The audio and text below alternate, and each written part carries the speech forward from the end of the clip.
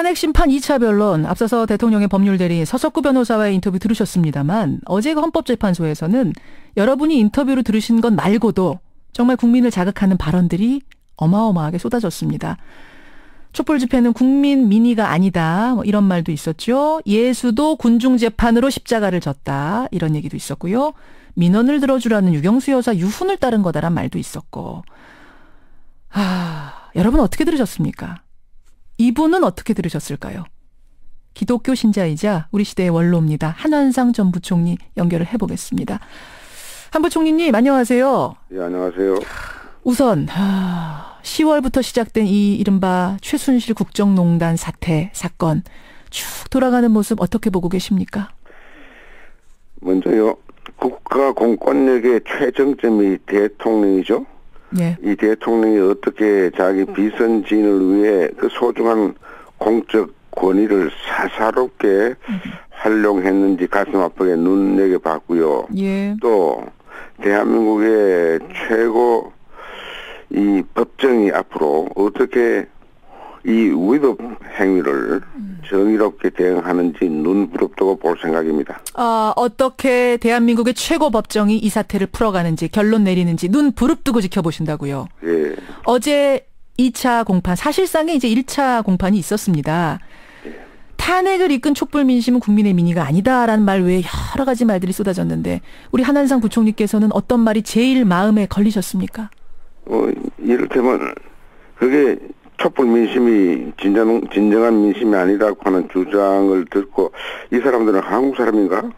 아니면 먼 옛날 어느 미개국에서 온 사람들인가라는 느낌이 들었고요. 예. 그들이 놓친 촛불 민심의 중요 특징을 좀 몇 가지 간단히 짚어보고 싶어요. 뭔가요? 예. 놓친 부분. 예, 놓친 부분들을. 이게 하나는 먼저 세계 가장 선진국 유럽과 미국의 언론들이 예. 이제 우리가 한국에서 민주주의를 배워야 한다라고 말하고 있고, 그리고 이번 이 촛불 시위를 이렇게 말했어요. 김치가 마치 가장 한국적인 음식이듯 이번 촛불 시위는 가장 성숙한 한국적 민주주의를 표상한다. 그런 얘기 했죠. 그런 이야기 했죠. 예. 그런데 그게 왜 그런 이야기를 했는가 하면은 아시다시피 1,000만 명 연인원이 참여했어도 단 한 건의 폭력 충돌이 없었어요. 없었습니다. 그게 둘째 날인가 노동계 청년들이 경찰 차벽을 넘어서려고 했을 때 그 주변에 있던 여학생들이 내려와 비폭력을 외치니까 맞아요. 그 노동계 청년들이 내려왔어요. 기억 다 하실 거예요. 예. 우리 여러분들도. 저는 그것을 보고 눈물을 흘렸습니다. 예. 지난날 폭력적 공권력에 돌로 맞싸웠던 거칠게 대응했던 그런 모습이 이번에는 거의 완전히 사라졌어요. 그렇죠. 그리고 광장에는 우렁찬 함성은 있었지만은 저주에 찬 폭거는 없었고요. 예. 그곳에는 촛불이 횃불로 진화했지만은 폭력적 질주도 없었어요. 없었습니다. 그곳에서는 웃음과 해악이 넘치는 축제의 몸짓으로 가득 찼고 예. 어느 성직자가 표현한 대로 꽃과 별의 혁명이 흐드러지게 펼쳐진 이 감동적인 서구 사람들도 감동했던 그런 촛불 시위였습니다. 예. 이것이 어떻게 그렇게 표현되는지 이해할 수가 없고요. 아하. 또 하나의 그 특징은요. 예. 이 광장에는 진보도 보수도 젊은이도 늙은이도 서로 구분하지 않았어요. 계급과 지역과 연령과 종교 이데올로기의 차이를 모두 뛰어넘었는데 특별히 나를 감동시킨 것은 예. 우리 손주뻘보다 어린 아이들이 아버지의 무등을 타고 예. 엄마의 손을 잡고 그야말로 밝은 모습으로 이렇게 같이 이 시위에 참여하는 거 보고 우리의 미래가 참 밝구나 이렇게 생각했어요.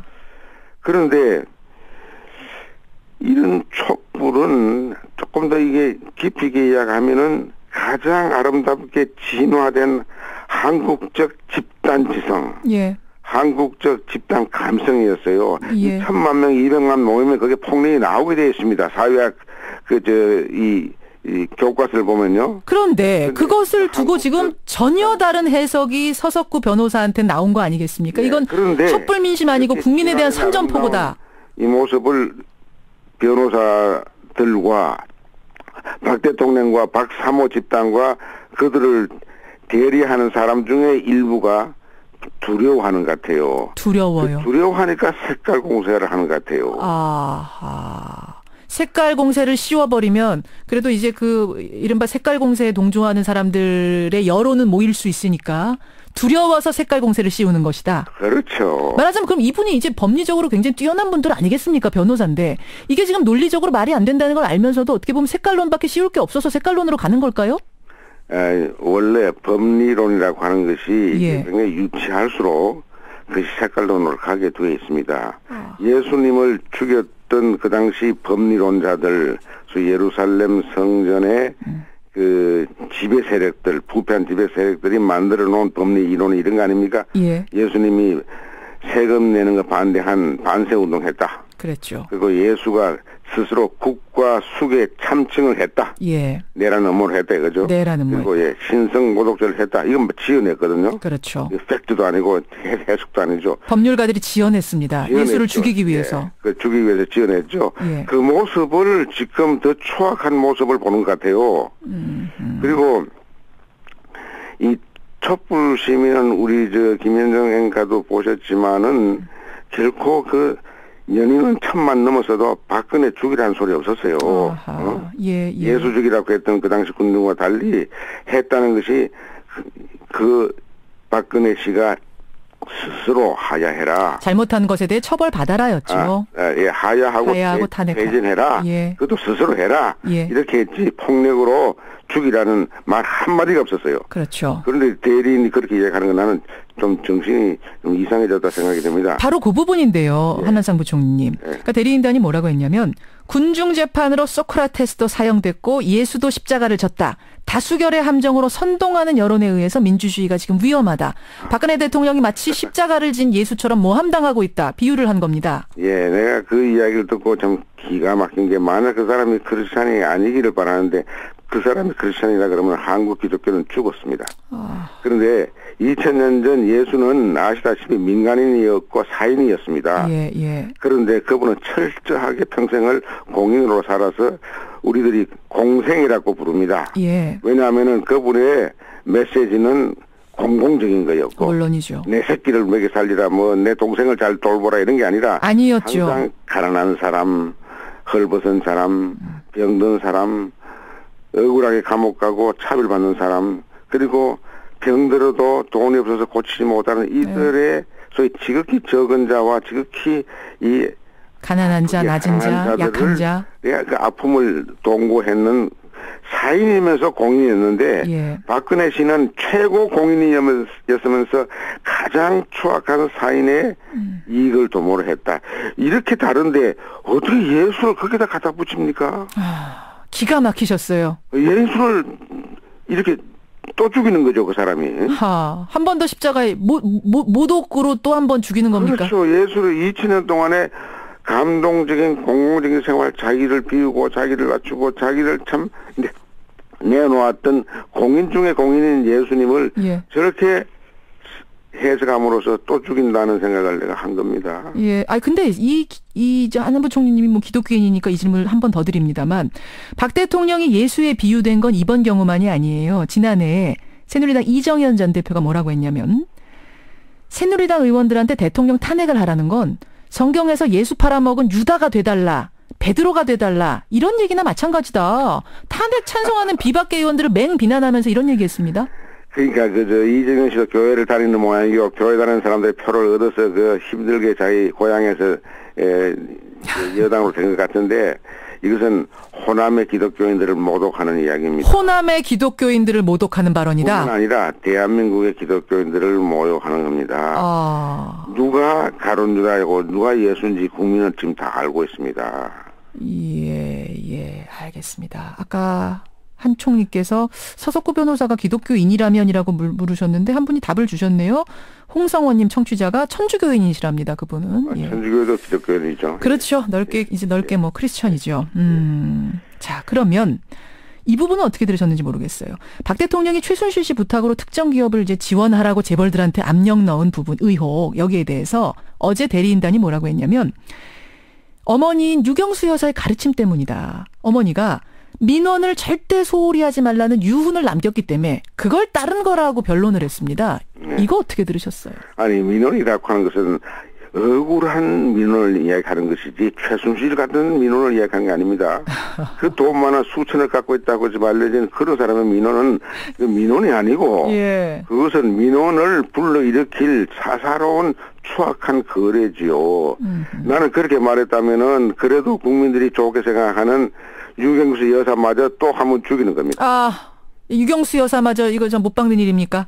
그렇죠. 그의 명예를 훼손시키는 거죠. 명예훼손입니까? 사자 명예훼손입니까? 이 변론이? 그렇죠. 왜 유경수 여사를 거기다 끌어들여서 그의 명예를 훼손시켜요? 그렇군요. 지금 청취자 문자 이런 것도 들어오네요.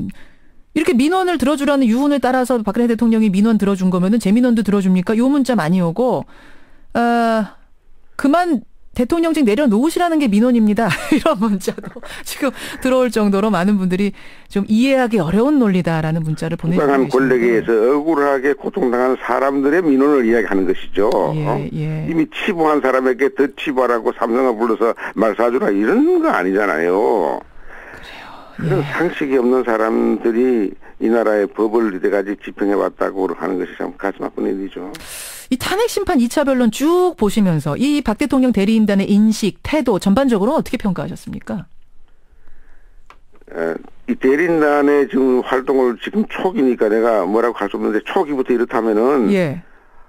이게 정말 앞으로 새로운 정치가 나와서 이 사법개혁 이거 철저하게 해야 되겠구나 하는 그런 느낌을 느낍니다. 사법개혁 철저히 해야 되겠구나.